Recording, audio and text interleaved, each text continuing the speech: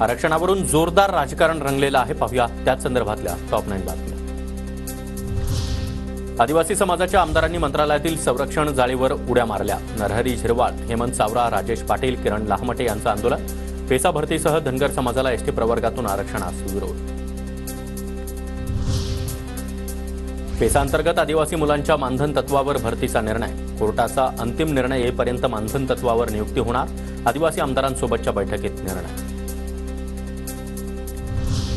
आदिवासींबद्दल खरंच कळवळा असेल तर आजवरच्या सर्वच सत्ताधाऱ्यांनी ज्यांनी आदिवासी मागासच राहावेत हे पाहिलं त्या सगळ्यांनी संरक्षक जाळी नसलेल्या इमारतीवरून उड्या मारा. आमदारांच्या मंत्रालयातील आंदोलनावर राज ठाकरेंचा हल्लाबोल. आदिवासी समाजाच्या एसटी प्रवर्गाच्या आरक्षणाला धक्का लागत नाही. उगाच त्यांनी बोंबाबोंब करू नये. धनगर समाजाची अ आणि ब वेगळी करण्याची मागणी आहे. गोपीचंद पडळकर यांची आदिवासी आमदारांच्या आंदोलनावर प्रतिक्रिया.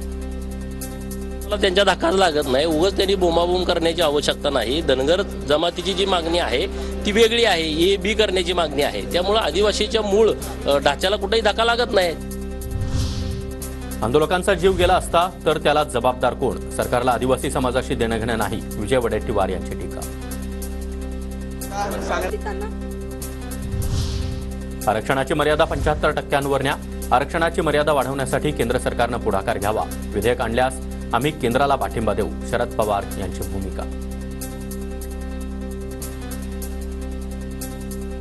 आता 50% आरक्षण आहे.